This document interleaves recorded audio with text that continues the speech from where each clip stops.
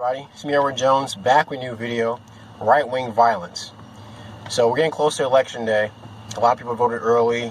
I know Change My Vote has been trending because a lot of people didn't like what they saw at the last debate, and they didn't like the news that's coming out about Joe Biden. So I guess they're getting buyer's remorse.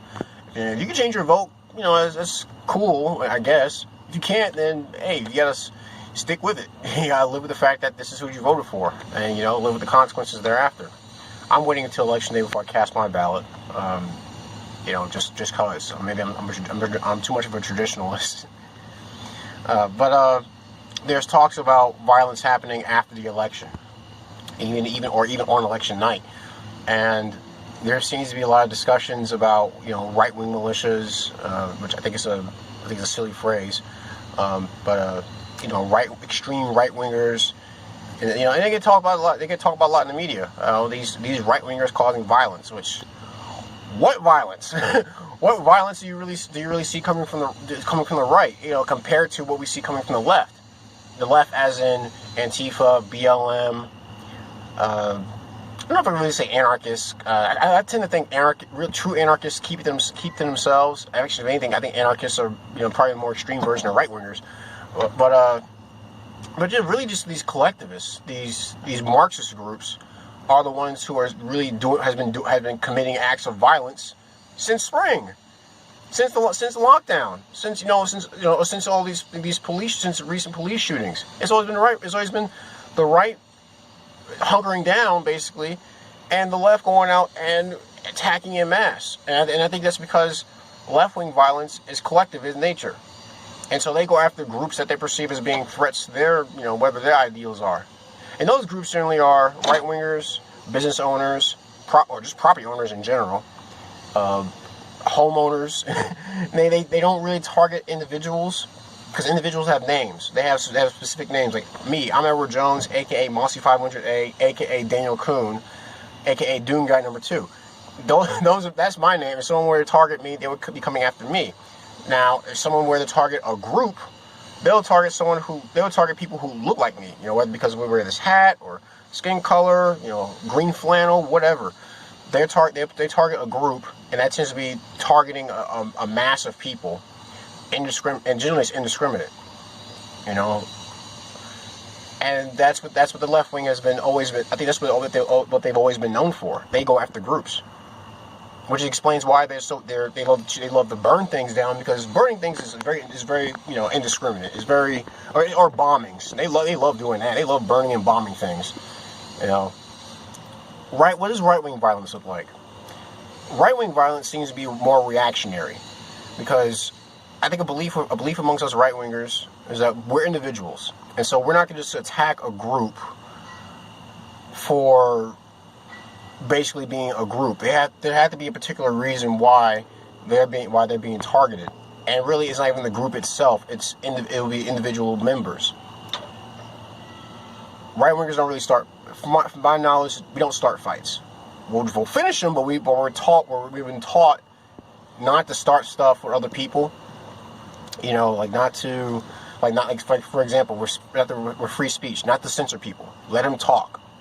You know, let them say what they want until they actually say something that would warrant them being stopped, whether it be libel or slander, things like that. So the other side has to act before we act. So yeah, I guess in a sense, right wingers are reactionary in some respects. Not reactionist, but just reactionary to the actions of those other than ourselves. And we don't target the whole group. Like, as I said, we target the individual that is doing that, who's doing that particular thing.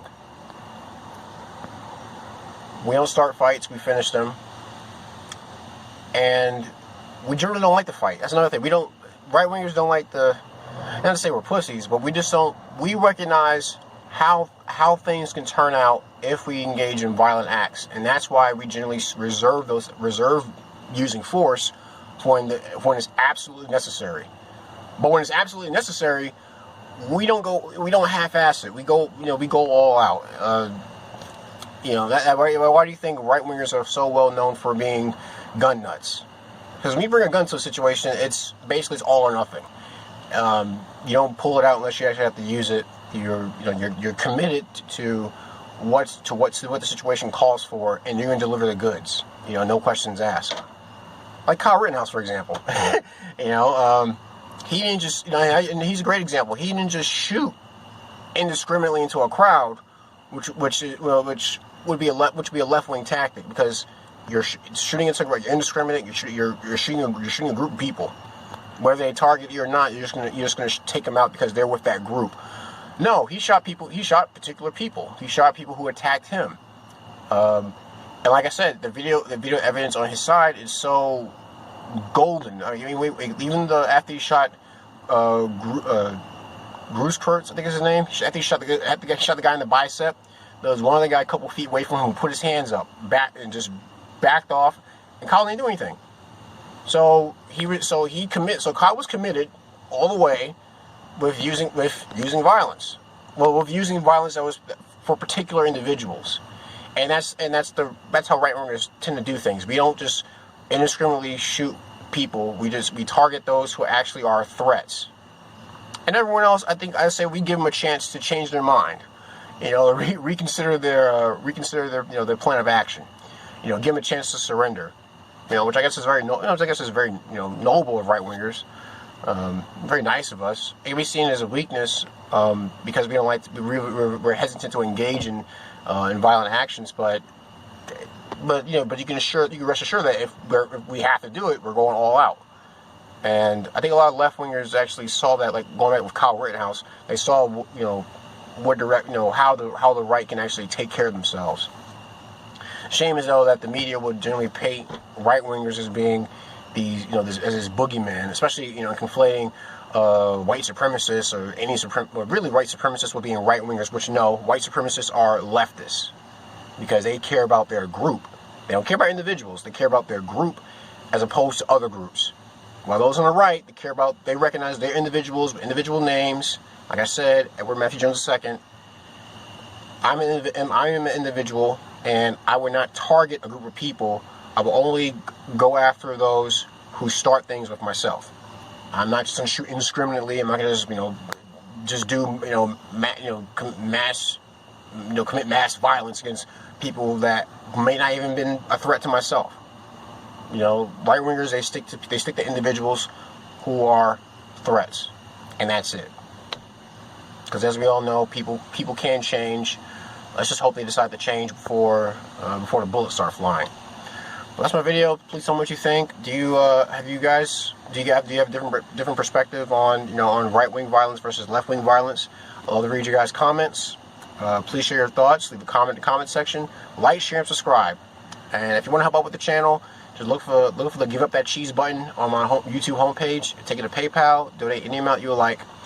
Any gripes, complaints, see my PM, and I see where I can address them. But that's my video. Right-wing violence. I'm Edward Jones. You guys take care, be safe, and God bless.